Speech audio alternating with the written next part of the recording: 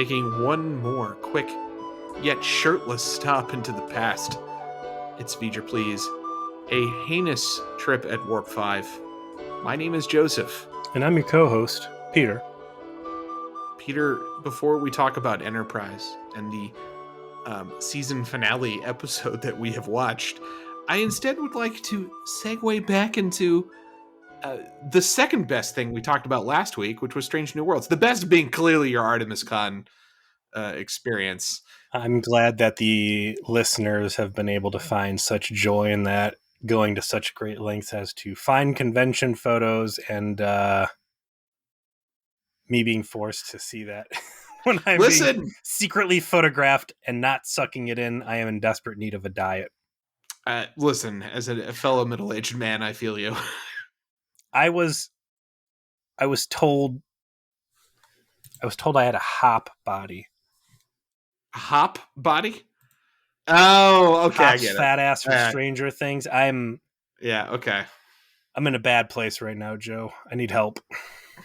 Listen, we can only help ourselves, and that is with push-ups. So what? Oh, I was going to say I help myself to thirds and fourths. Maybe I've got a little bit too much help.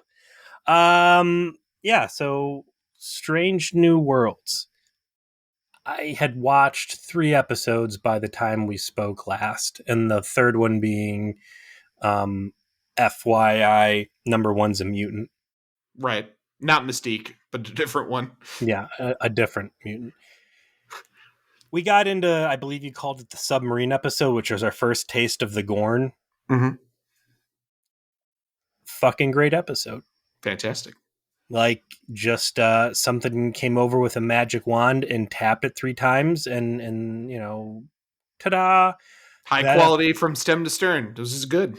That episode wrapped, and I turned to my wife and I was like, where's that been? I mean, it's not just me. That was a good episode.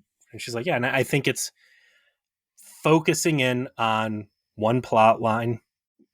Was there a B plot there? No, it was just an A plot of the Gorn attack. There was different elements that they were balancing. There was her flashbacks. Lon's trauma over it, like their tactics, the fact that they're on a sub hunt type of strategy with it. Like, there were different threads going on, but it wasn't really like a B plot. That was a great episode. I really liked the Red October moments, thinking that they were going to be able to just drop the photon torpedo and it was going to be over, and then you find out things are much worse. The use of big galactic set pieces, the brown dwarf, the black hole, all that cool shit. It was great. That was a great episode. And then we moved into the Gilligan's Island brain swap episode, which I also liked, just as a comedy relief episode. It was good. We watched that one, and I was like, I feel like I should have hated that because that had a lot of corny shit in it, but it was still good. Like, it felt like a classic Star Trek episode. It felt very TOS-y, but in a good way.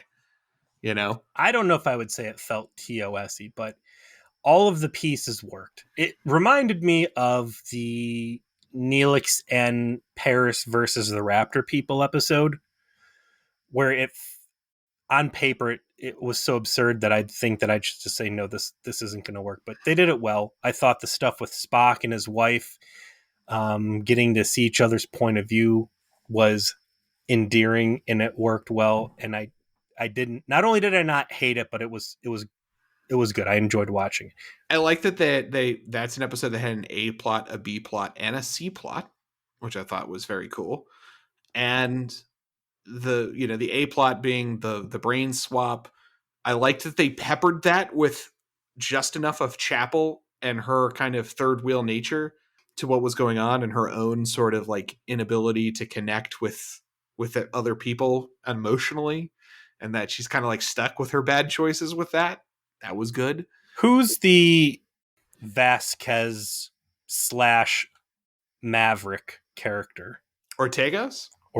Like, I wouldn't say I dislike her to the degree I dislike Uhura, but she is a little too much of a caricature at this point, and she needs something human and grounded about her. She needs an episode. We need to know more about her. Like, I went on this whole thing with John Morris, where it's like it's like came with my backstory for her, like that she's like from this deep Starfleet family where she's like got this stereotypical like Hispanic big family and they're all in Starfleet, and she's kind of like a rebel, and that's why she's out like in the edge of space, flying around. She doesn't want to like deal with her mom who's an admiral or some shit, Yeah, you like that. That's actually Star Trek Lower Decks. except not played for laughs, right? Like the idea here is that she is, you know, a non hyper comedic version of Mariner, I don't know, man. Everything about her is very comedic, and I guess that's why she's not clicking for me. Is that again? It's the flagship. This is a big deal ship, and I get that Pike runs a loose ship, but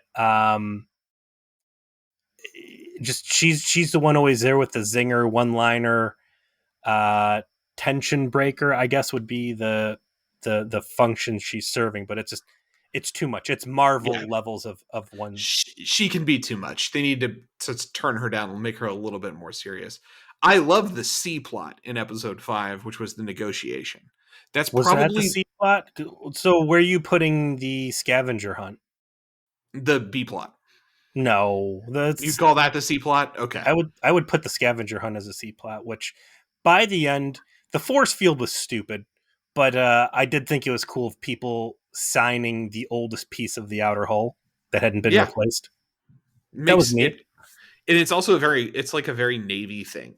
Some of my relatives have been in the Navy and the Coast Guard, and it's like some of these things is very like specific to actual like Navy traditions of like what enlisteds and that sort of like young officers will do and that sort of thing and fuck around.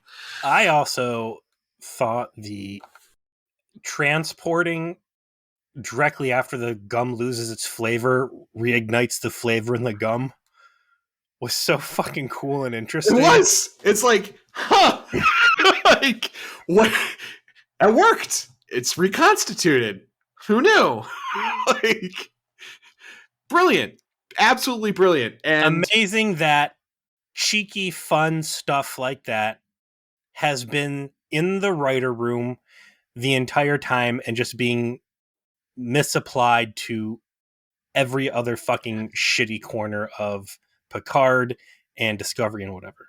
well, no, that's I agree with the sentiment, but I would say the number one thing I circled when I saw it and said this has been here the entire time, and the fact hasn't shown up net until now is inexcusable, is the diplomacy subplot from that episode. That is the most perfect Star Trek subplot ever. Like it is about Pike finding his way through extremely delicate negotiation with another race and finding the line and the explanation of it is perfect in terms of like why he figured it out and why Pike specifically was the kind of person who could who saw like what they were looking for and executed on it and then explained it and it worked, and it's this hopeful swell of like the ideals of the Federation being that it is the kind of place that can do this. Yeah, and maybe that's why all the other goofy shit going on in that episode got the hall pass that it did, was because the Star Trek skeleton was made out of titanium there. Right, and I think maybe that is the overwhelming um review for the show. The Star Trek titanium Star Trek skeleton is present and is made of titanium. I'm sorry, Durasteel, is that the correct? Or Duratanium, is that what the bulkhead's made out of? Because Durasteel, I think, might be Star Wars. I really like April. Yeah, he's not he doesn't have crazy Starfleet Admiral syndrome. It's Or nice. he's, not shown. Yeah, wow, that's a good point. He is technically the enemy. Mm-hmm. Maybe they'll, have some goofy They'll turn. We'll explode his head find. later. No, he'll turns out he's still full of control nanites or whatever from season 2 Discovery, right? That was where they fought Shut Borg up. pixie ducks. I don't care. No, but I dig him, and I like Yeah. it.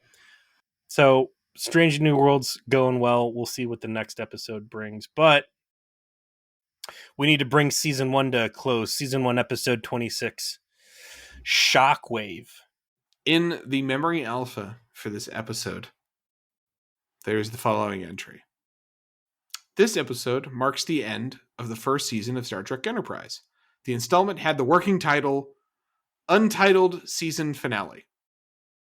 Peter, I submit to you that the name of, to show the sort of boringness and cookie cutout nature of this season finale, is that we name this episode Untitled Season Finale. I disagree with you 100%. What? This is the first great episode of Star Trek Enterprise. Where has this quality level of episode been this entire fucking season? I was enthralled through this. I'm not saying it's the best episode of Star Trek I've seen. I'm not saying, we're talking about timeless over here, but I was really struggling the past couple podcasts we've done to come up with like what my top pick for episodes this season was going to be, and it's this by a shoo-in. I was so bored. I Maybe forgot you're how bored much because you already know what happens here, but like tie this right back into Strange New Worlds, that Gorn episode. Like, they finally have a direction in this episode. There's a cohesive plot that unites the entire episode behind it, and switching the series from idle from passive to aggressive. I don't know. It unifies everything. Seems like it's all the engines are firing in the correct order. The timing's good, and by the end of this, I really had to fight hard not to watch the second part of the Shockwave Part 2. I was very bored. I forgot that the entire first half of this episode is just spent with Jonathan Archer just being sad, being angry. What's going on? You should give pep talk from to Paul. I was very over that very quickly. Aside, like, I do like the idea of like everyone's like absolutely poleaxed over the fact that they accidentally murdered 3,600 people, as far as they're aware.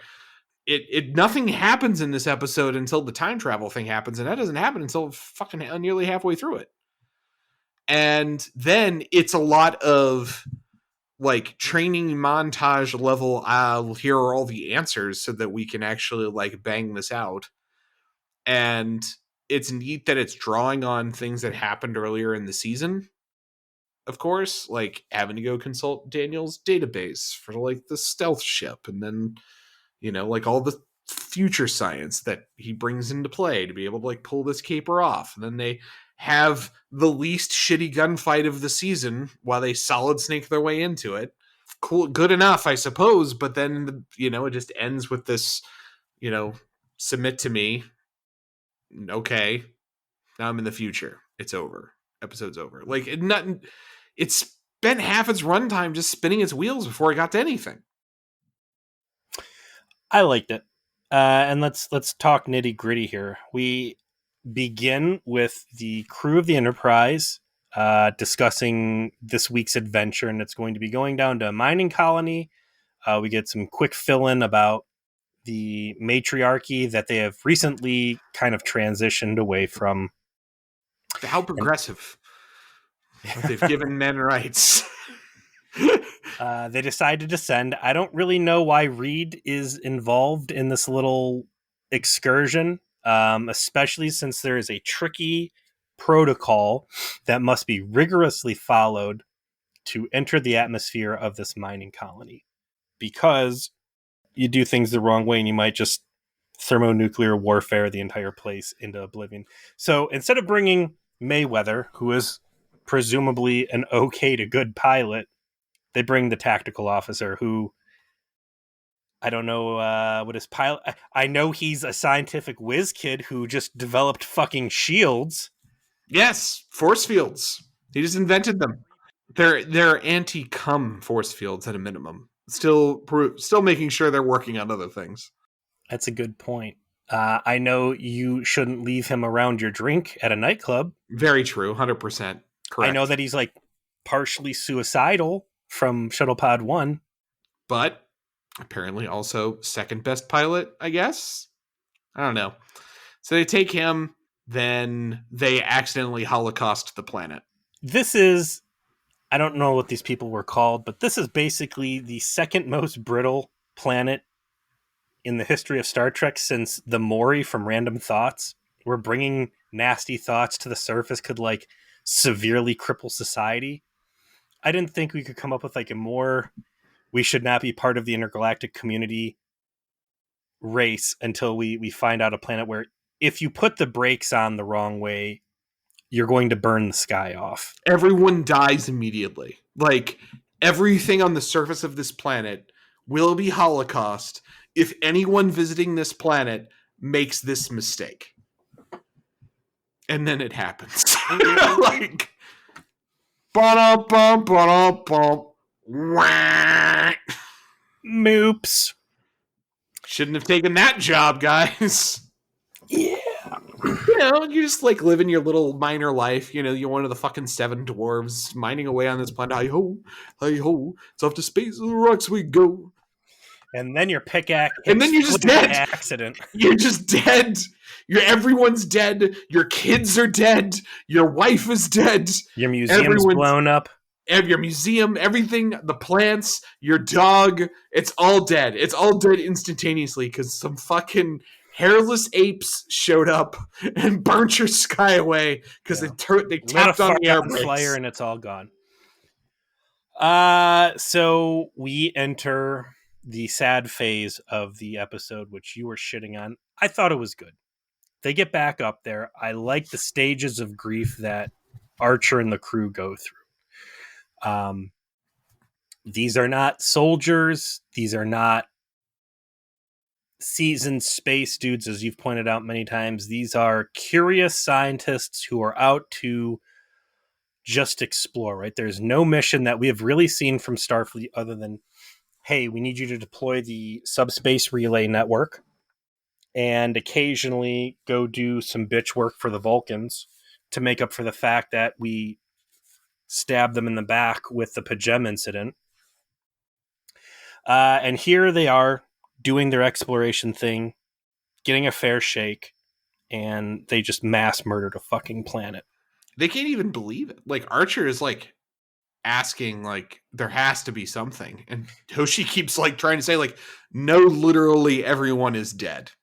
They're all dead. There's nothing left. I know you're only 3 generations away from the nuclear holocaust of World War III, but like, I need you to wrap your mind around wide-scale mother of all bombs explosions.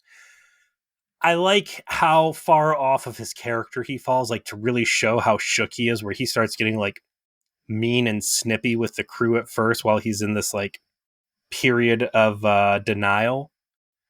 Check the sensor logs again, like he's shitty towards to Paul, like you've been at this 3 hours, I want answers now.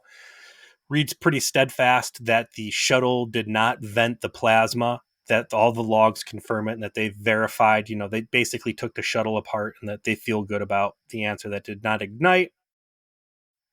But they're not really seeing any major red flags saying, hey, there's a mismatch on all this. So then Archer's got to do something he is loath to, and it's talk to his boss. And not only talk to his boss, but say, we just had a little oopsie daisy and genocided a planet. Look, you're Jonathan Archer. You've been out in space. You have involved yourself in an interplanetary jailbreak. You've broken up an interplanetary mining operation of races that you barely know and just had met. You've antagonized the space spider people who like to capture ships and then drain them of their life essence. You have thrown hands with the Nausicaans and space truckers because both of them pissed you off. And, you better hope that planet that you consigned to a slow death doesn't figure out warp travel, because they're probably going to come after you and be pissed. And the Ferengi. Like, you do not have a stellar record of space service. God, what would you put him at right now? Like a C? This is D+ territory, right? What big wins has he had? I mean, do you want to call Pajama a win? I wouldn't call that a win. I'd call Oh that no, getting in no, the no, middle of yeah. getting your fucking dick trapped in something. Like I mean, they're still bailing. They're still like trying to. the Novans. That was a big mystery to Earth. What happened to them? That's not really, you didn't really bring them home. It's not like you found a bunch of colonists that were happy for like this hero's welcome and like bring them back in. Like you relocated them and you see that like these humans have basically been reduced to animals. I guess you could feel good about telling the lizard people to get the fuck off of planet um, Olive Garden. Like that was that was a solid bro move there. I mean, it was a bro move, but for a planet that can't show its appreciation aside from Yennefer, that No, was but I mean, you basically could all I say, "Hey, wanted. look, we did something good, and like we're never gonna be able to talk to these guys again because they're in the fucking dark ages." But we there's some brownie points there. I I'd have to dig through the notes here, but I'm not. Nothing's really jumping out like God. Thank God Enterprise was there. They really saved the fucking day. Uh, without it being something involving Oh, Vulcans. the shuttle pod one episode, they rescued that fucking ship and that you never saw, and you never saw the Yeah, race, you never an saw the alien alien. race that was so important they didn't even get to be on screen. Yeah, they rescued them and took them home. And That's you it. put yourself at like serious odds with two separate episodes dealing with repercussions because you refused to cooperate with Dean Stockwell. And now the guy specifically Dean Stockwell was trying to like collaborate with you on. Um, by the end of this, has like 16 guns to your friends' heads. But yeah, Nukes. like not a great stellar record to begin with, and then you're calling your boss and being like, "Hey, Admiral, listen, I just accidentally killed 3,000. 3,600 people. Yeah, on accident. Might have killed them all. My bad. We don't know what happened." So Forrest is like, yeah, I got to go to command council, which I thought was interesting. That's something I'd like to see a little bit more of. Like, who are Admiral Forrest's contemporaries? What are they saying? Like, is Yeah, Admiral Forrest really who's making these decisions, right? is Forrest like constantly going to bat and excusing Archer's actions? And like he's getting a lot of heat. Like, is Forrest like really a super bro? Is the rest of the Admiralty kind of on the same page? Is it a 3-person council? Is there 10 people? Like, again, these are actions being taken that permanently impact humanity as a whole. And nowhere in there, to my knowledge, is the president of Earth or Earth Congress or whatever Americanized government Braga has bestowed on Enterprise Earth. Do we see any like real accountability?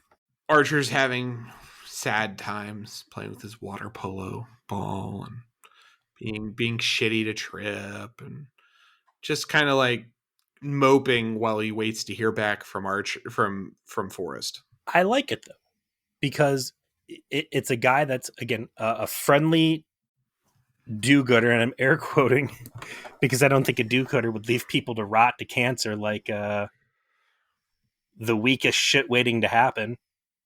I mean, didn't you say like if there's any listener to the show who has any doubt whatsoever that that episode is getting the weakest shit and wouldn't bet their firstborn on it? We don't know you. Yeah, you Pretty may axiomatic. you may have gotten an Archer level collection of concussions. You need help, but Archer's a good guy. Archer has now been confronted with no evidence that it wasn't them, other than a conflict saying that hey, your shuttle pod didn't vent, but your shuttle pod clearly was the origin point of all of this shit blowing up. So you're a good guy. You're out to explore. You have destroyed an entire colony. You are coming. You're going to be ordered to come back in shame, derail the entire Starfleet program, potentially 2 decades, and you probably feel bad because you just murdered 3,600 innocents. So like him being all bent out of shape, it works well for me. And also this is basically going to be his last day at work. I wish they would have mentioned like how long the flight home was supposed to take, again, them being out the furthest that any ship has ever been, even at warp 4, whatever their normal cruising speed is. Like, Yeah, it's going to take weeks, you would assume, at a minimum, if not months, to get back. so I don't think anything else short of losing his own crew, or his dog dying, I don't know what else could have really been there to like drag him down any lower. So that all works for me.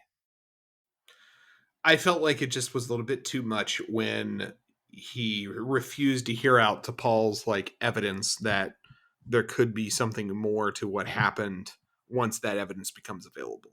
Him being pissed off about it and upset is totally understandable given the stakes. But like once DePaul's like, listen, we kind of found something a little fucky here because we've been double checking everything. We really don't think we did this.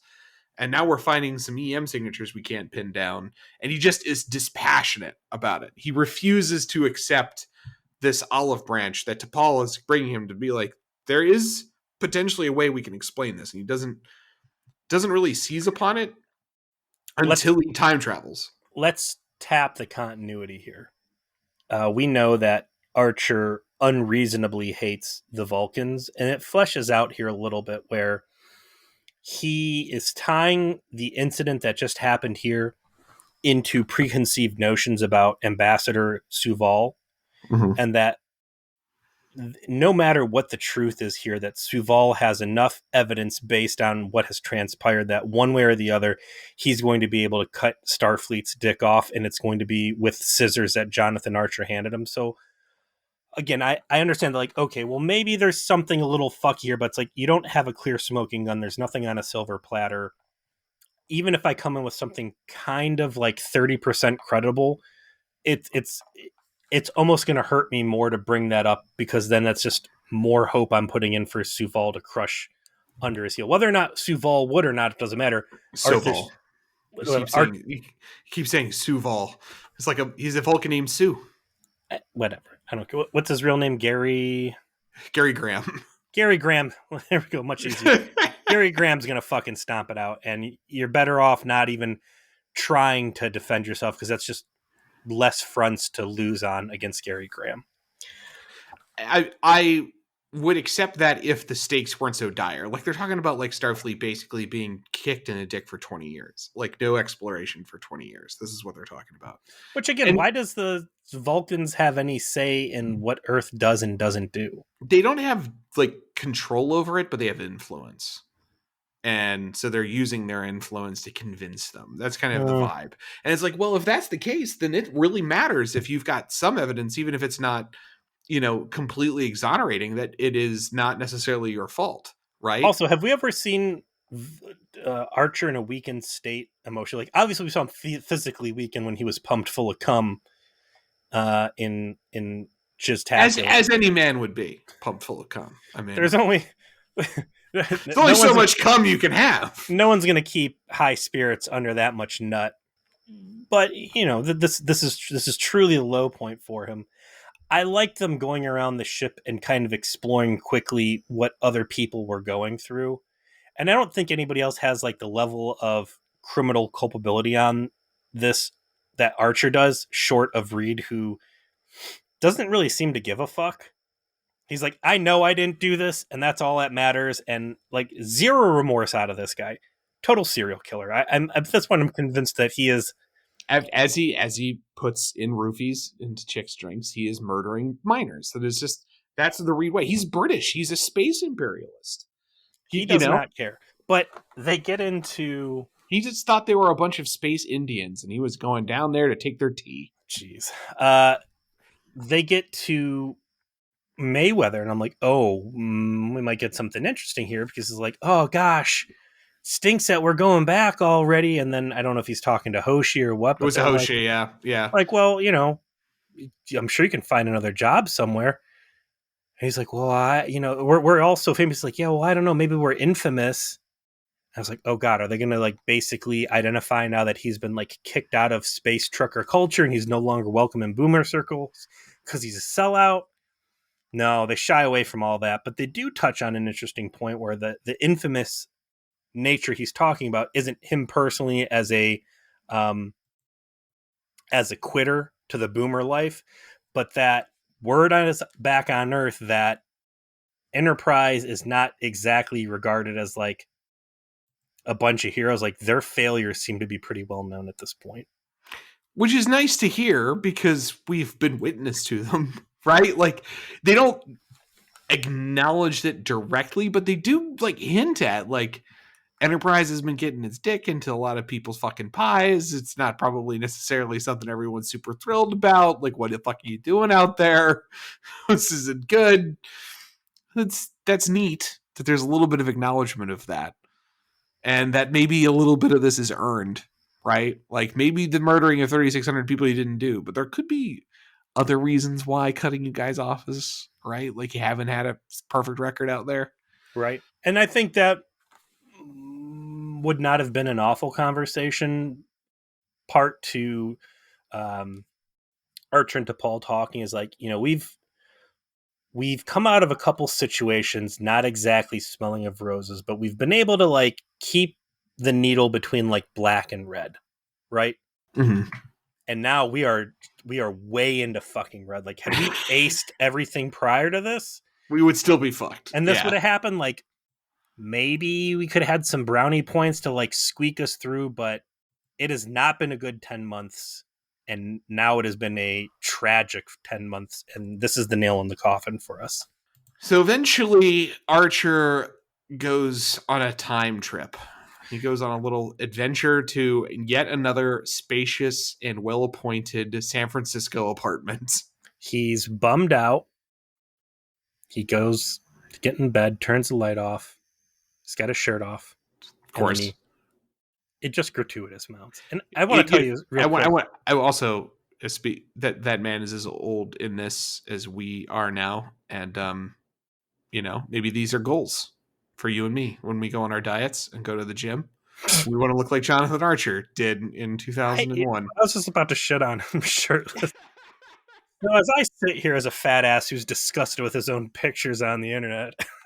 I mean, let me criticize this guy in arguably great shape. Like, he's arguably, skinny, he doesn't have like the muscle mass on him, and it's interesting because normally when they got dudes with their shirt off, like they're cut, right? Mm-hmm. Was this this? No, this had to be post Fight Club. So like the sex lines are a thing. We know what Brad Pitt has made the ideal male in Hollywood. And it's interesting just seeing like Archer, like I'm a scientist and I'm in reasonably good shape, but I'm not like fucking yoked. But they're gonna have me shirtless as much as possible. I don't know. I'm tired of looking at his hairy chest. If I looked like Jonathan Archer, I would have my shirt off all the time too. That is batting well above average. All right, that's good work right there for Central Ohio. Maybe not so much for. I don't know. I'm tired of seeing his tits. Okay, I'm nitpicking. I'm nitpicking. I will accept Jonathan Archer's tits anytime he wants to whip them out. 100%. 100%. Boy, Joe. So he gets into bed, and this is going to be my episode suggestion. He has a little bout of quantum sleep. Okay, I buy it. And he travels back in history to another point along his own life cycle where he wakes up and has a little deja vu. We find out this is a couple days before, what was his name? Korg? The Klingon known as Debo. Yes, crash lands. Yes. In Broken Bow. And he wakes up to a phone call. It's Trip telling him something. He already knows the answer. He knows what time Trip wanted to meet for breakfast and lays it on him. Oh, Cap, you read my mind. And Archer's forced to realize that he has somehow quantum sleeped back in time. And why is this happening? How is this happening? What is going on? In the moment he has these thoughts, wouldn't you know it, but it's Crewman Daniels who makes an appearance, in which Archer's like, aren't you dead? And he said, yes, kind of. This is time travel. That version of me died. This version of me is still alive. And the version of you in the future doesn't exist yet. And the version of you here now knows the things from the future because time travel. And he's like, fuck this. And he said, I know. Like, this is all dumb. I'm sorry, but I pulled you here because you and I have to have a conversation, and I don't want anyone else to see it. So I took you to the past to have it. And that conversation is, you weren't supposed to accidentally kill 3,600 people, my friend. That is not in the historic ledger. Someone has fucked with your mission. Somebody is breaking the rules of the Accord. Is that how he phrased it? The temporal accord, yes. All this is very well and interesting. However, I'm just completely distracted by the fact that it dawns on me that Daniels is like a fucking dead ringer for Mark Zuckerberg. Ooh, he is Space Mark Zuckerberg. Like, especially if you look at the Memory Alpha where he's in his little Borg gimp suit, which I will get into later, trust me. But look at him looking at Archer. Like, there is no part of him that is not Mark Zuckerberg. So Time Zuck goes, someone's breaking the rules, so now we're going to break the rules. Prepare to get power leveled. I don't know if you're familiar with a term called metagaming. But we about to do a bunch of it. Mm-hmm. So I get that, like, Daniel's strategy is like, okay, if someone's fucking with your mission, I'm gonna fuck with them back. So I'm gonna give you cheat codes. We're gonna crack this case. I'm gonna tell you what actually happened, as far as I'm aware, and then you're gonna go, and because you read the storyteller's notes, you know what the plot's gonna be. You know what the plot. You know where that Sabat pack is hiding. Right? You're going to go back 3 rooms in the dungeon. You're going to go to the northeast corner of the room. You're going to go find the 3rd rock behind the staircase, flip it over. There's the key to the treasure chest, so you can get the fucking loot and complete the quest. And it'll be super sus that you suddenly have all this knowledge, and you're just going to have to tell them how you got it. Like, you're going to have to consult a database filled with forbidden knowledge, right? You're going to crack open the DM manual to find the entry that you need for the magic item, but you're going to have to ignore everything else. You're not allowed to cheat beyond this. Lots of questions here, and I get that time travel sucks, and it's basically fully admitted in Star Trek at this point that it sucks, and like it's okay to just gloss over everything, but the fact that Daniels has left a database, and if you look, like, I didn't even bother like watching frame by frame because I was in a rush. I was sure I recognized some of the ships flashing through there. Yeah, there were Federation ships on there. There was a Defiant was up there. Excelsior. I think Akira class might have been. Like, there's some hot shit in there. The fact that there's like cloaking technology and all the other goodness of the 24th century plus sitting in a holographic projector that's just been locked away. You could say, well, you know, Daniels knew, Space, Time Zuckerberg knew that he would need it, and that's why they left it there. But that seems like quite the gamble just to leave that thing laying around back in the old west of the past. So he lays the details on him. Quantum sleeps him forward in time back to whatever the present day would have been. Which, what is this? Interesting on this too. This is Rick Berman and Bran Braga directly written by. There's no teleplay. This is just these two. Just they did the whole thing. They made the whole meal. Alan Croker, who we recognize. Where's my Starfleet dates? So we're bopping between 21. These are all 2152, 2150, and then we'll go forward. 3052 by the end of this. Oh, what even numbers they've got there? I don't think there was ever a captain's log in this. So February 2152. He gets in, he wakes up, he goes, hey, turn around. Get everybody down here. I know I'm going to be acting, as you put it out, like super fishy. This is Starfleet's first go at things, so they don't know about alien influence and all the other stuff that should raise off red flags. Stuff that the Voyager crew would have been quick to be like, hey, you're not acting anything like how you were acting prior. We suspect Doctor, scan for mind worms. Scan, Cass, put your hands out, sense for demi-cues. Let's catch all the angles. You are acting like you just drank a can of Dr. Pepper that has been open for a week. Tuvok, did you recently mind meld with any serial killers? What's going on here? Check him for stress fractures along his face to see if Tuvok's alter ego uploaded any brain aids into him. He goes, listen, here's the plan. We're going to fly back here, and then Trip, I need you to MacGyver up some stuff that should not exist scientifically. Yeah, like the theories of this doesn't even exist yet. I'm going to explain how it works without understanding why.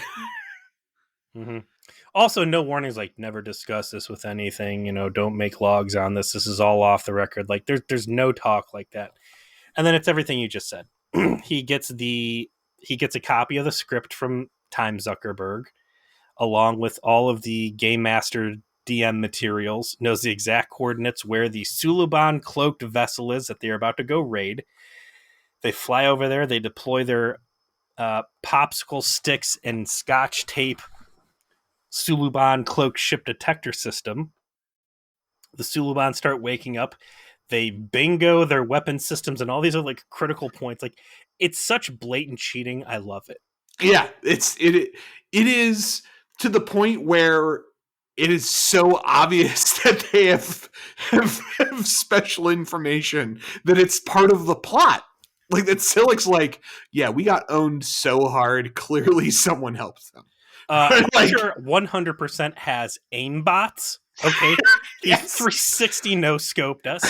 Did you see like the shots on target on the ship? It's like he just like crushes. The Suluban should have been getting rocked on that ship, and it should have been like them screaming in their native language, and then the subtitle should be like WTF HAX. Well, that definitely hacks when they like Solid Snake onto the ship, and they're like, yeah, there's gonna be like 8 of them down this hallway. They throw a stun grenade, and they're like falling off the fucking ceilings. Like got them. The Suluban just need to be like, you fucking cheaters! This is bullshit. You're using exploits. They just gun them down. It's just run and gun the whole way through. Not a single scratch on the special ops away team that has gone over there. It's the least shitty gunfight of the season. No, it's good. And again, just the sheer metagaming of it, I loved it. It's basically 3 versus 20, and the 3 going over there, again, the top 3 command figures from Voyager. It's Trip, it's DePaul, it's Archer. They don't even bring fucking Reed over. They'll bring Reed down to a planet, or maybe he's kind of in the doghouse. They're like, listen, I know Time Zuckerberg told us that like we didn't really do it, but like, I don't know. I don't trust Reed anymore. Keep him on the ship. But they go in with GM weapons, right? Like they got like one-shot golden guns. Like they just the weapon from the end of Super Metroid where you could just fucking rail. The hyper beam. Yeah, it's yep. They know exactly where the discs are. They mug them. They get out of there and they fly away, just smelling scot-free of roses. Scot-free. Everything goes perfect. You've never seen anything in Enterprise where just an op goes that well. And there's kind of like tinges of what was it, Chain of Command, where Picard goes on the Cardassian raiding mission, because that's the one where he ends up, they're a 4 lights, right? They get their Starfleet special operations onesies. Oh yeah, that's right. Yeah, but no, none of that. They get away. Everything's great. Everything's good. You come out of the scene feeling a little high that they just cheated their asses off like that. And they like call Forrest and they're like, we got the fucking data. We can prove that we didn't fucking do it. We're headed back to the Vulcan ship. We got it in the clear. And the like fucking, Admiral Forrest is like, oh, that's awesome. Great job, John. Admiral Forrest is looking at him like, you just did something real illegal. I don't know what just happened here, but I know there's probably going to be a lot of rules written that what you did needs to be like hella illegal, but those rules aren't written yet. Come on back, buddy. We got a ticker tape parade waiting for you. I love T'Pol's continued skepticism towards time travel.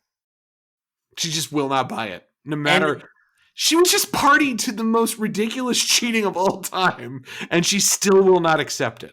I love it. And I feel like this is like the Chakotay that I came to like really love towards the later seasons of Voyager. That is just this voice of reason against whatever the captain's getting into, for better or for worse. and her adherence to logic, it all fits. And everything that Archer is saying, like, you have to admit it's real. We just went through it. Everything's great. And she's like, yeah, I get we just got a ridiculous cheat code win, but there are other factors at play that could explain this other than time travel. And he's like, well, name me something. And she's like, I can't. Clearly because she hasn't played like RPGs and doesn't know the full breadth of ways to cheat. Listen, you don't get a 25-0 KD ratio on Yeah. a server like this unless you haxx. She could have been like, well, maybe we're getting played and that's the Zucc has been in contact with you and we just basically went through some fucking tactical theater and we're getting played further. But I like that she's still sticking to her guns on this whole time travel's not real thing because the Vulcan Science Academy said so. And I do like that Archer's like, I'm just going to need you to believe me because it's hard enough going through this without having you not believe me. Like that was like a great line in the episode of like, I just need someone to believe me. And the only way to punch that up would have been to call back to Data's mom episode and been like, show me the logic that was involved in me trusting you on her when you provided no evidence, and I just trusted you because you're my dude. I need that now. And her just to be like, fair. And this scene where she's doubting his logic and he's like, I need you to buy in on this, will tie in great with the end of the episode where he hands command over to her. I think it's a good setup. Zucc goes back to his boss and is like, haxx, this is bullshit. Call Steam, get the account banned. No more of this. If there's anybody that's going to be cheating with time shenanigans, it needs to be us. I don't like getting got. And the boss is like, go get Archer and bring him here. Before I take away more of your upgrades. I'm going to take a fucking leg next time. He's like, yes, sir. Got it. Will do. And they dispatch in all of their little cubelets to assault Enterprise, which Enterprise figures out because they're disrupting the warp field. And so they deploy the popsicle sticks and they see they're surrounded. And this is when Silic's like, you can get on the ship and come with me, or you can fucking die. You're not doing it justice, man. They get the popsicle sticks out there like, ah, shit. Pan the view down. Fuck, there's more of them. And then they get hailed from the cloaked ships that are like, pull over. And he's like, well, I think we're doing... Yeah, hold on a second. Guys, turn all the cloaks off. You thought there's like 6 of us? There's like 18. And then Archer's like, hey, Reed, how many with the phasers you think you can... And Reed's like, yeah, we're fucked. Yeah, not enough. We're dead. Like, they got us. And this is when he's like, okay, you know what? Time for me to take one for the team here. It's Paul, I trust you. I trust you with the fate of Starfleet's future to deliver what we've got here. Find a way out of this. I'm going to go throw myself onto the mercy of Zucc and see what happens. Again, I like Zucc as a bad guy at this point. Him referring to Archer as Jonathan continues to sound good. And it's just... there's something about Zucc too, like his facial expressions are very Herman Munstery to me. Like, I don't know if it's all the eye makeup or what, but it's like, it's a very over it. Like, my character sheet's like 16 pages and yours is like a paragraph. I could squash you like a fucking bug. And there is a lot of just novelty in dealing with you, but like, now is not the time. I'm not having a good time right now. Like, my boss threatened to put my foreskin back on. Like, this is not good.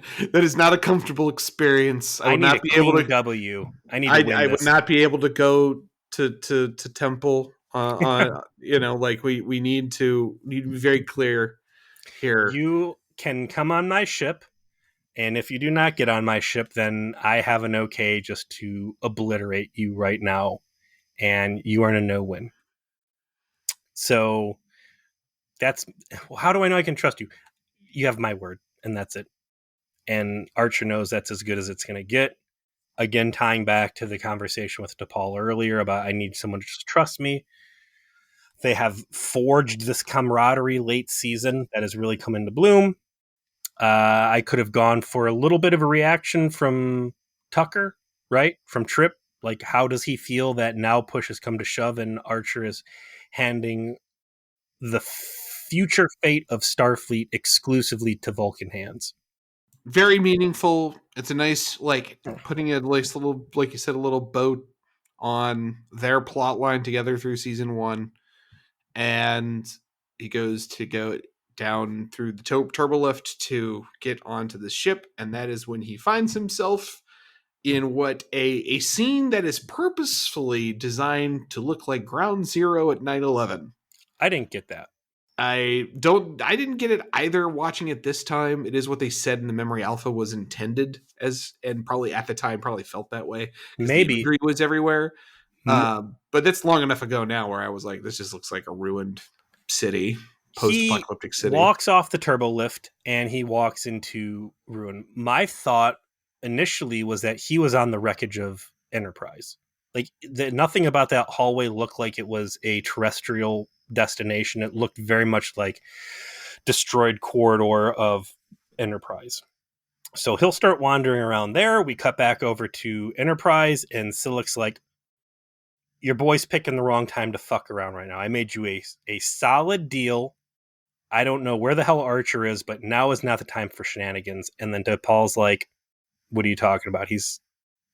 And then, they have a quick confab, and Reed's like, yeah, he's not on the ship.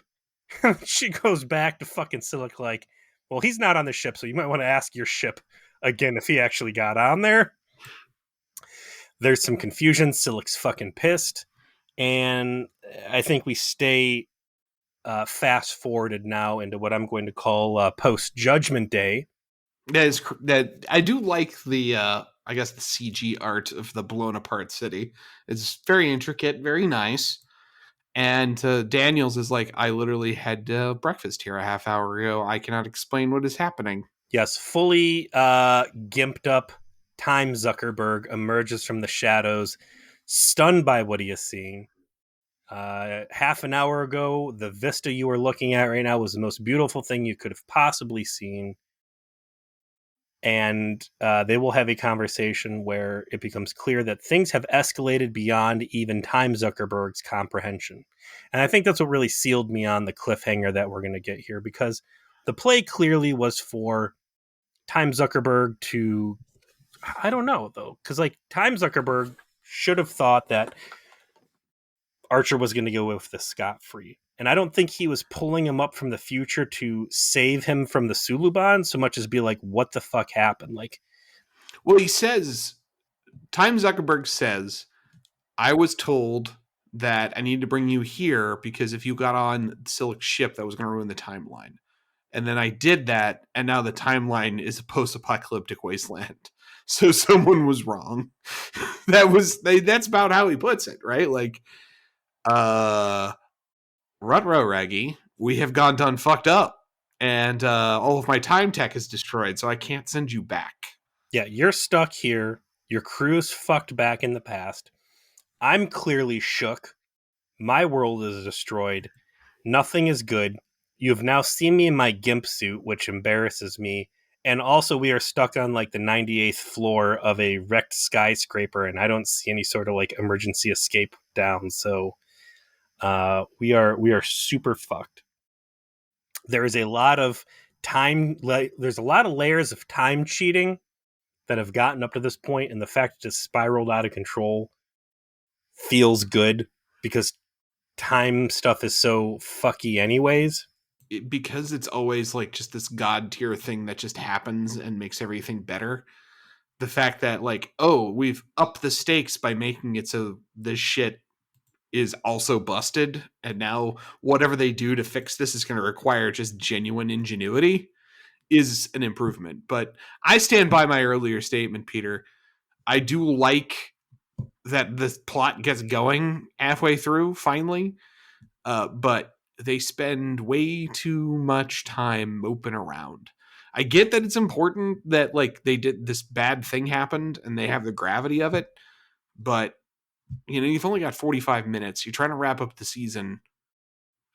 What are you doing? What are you doing It's a spending half the cliffhanger though, runtime? man. Like, the only thing that matters is the last 10 minutes. in a cliffhanger. You could, and I liked everything prior to that, but like they get the momentum going at the end that it's good. I am also going to point out, normally I don't notice this kind of stuff, but I thought that the music was really good through this episode, especially the final sequence. Like there is a lot of tension. Is this the best episode of Star Trek anything? No. Is it going to compete with the best of that we've seen out of Voyager? No, but this is a clear best episode of season 1 Enterprise for me, and that is very sorely needed, because after the past 5, 6, like there's been some pretty bad lows. Again, I wouldn't say as low as like Elogium and some of that other horse shit. But if you're gonna compare it to some of the real dog shit episodes we've watched this season, I will agree it is better than that. It is, because the second half of it gets somewhere eventually. But I do just think it was boring. I think it was too much. I think it was a little too much. Everyone's sitting around talking about how sad they are this happened, and I want more. I want either some more emotion out of those scenes. I want them to be more meaningful if we're going to spend so much time on them. So much of it felt wasted. And at a certain point, I get it. I get what you're trying to communicate here. Let's get to something else. Okay. You're not, you and I talked about Breaking Bad for a half hour before we started. And it just got me thinking about, that's what like dwelling in a scene and like allowing you to understand the grief and pain that's going on. Those are the shows that accomplish that particularly well. And you compare like, dude, Kim Wet. you can't compare anything fucking Breaking Bad, Better Call Saul, whatever, to any of this stuff. It's apples and dog shit.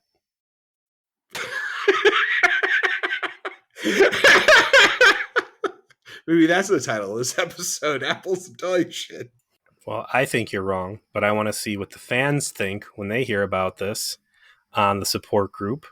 And I want to see what input we get into the season 1 rip that you have already hinted at. And that is the ultimate trial for the season. That's a chance for you and I to sit back and really take things in, flesh out some ideas.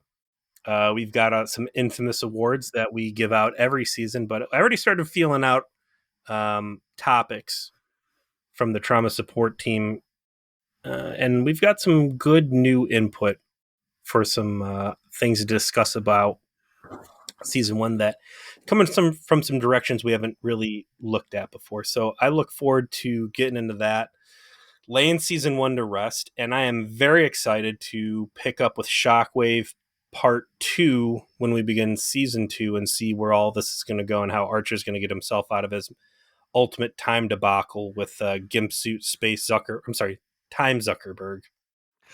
Gimp Suit Time Zuckerberg Adventures.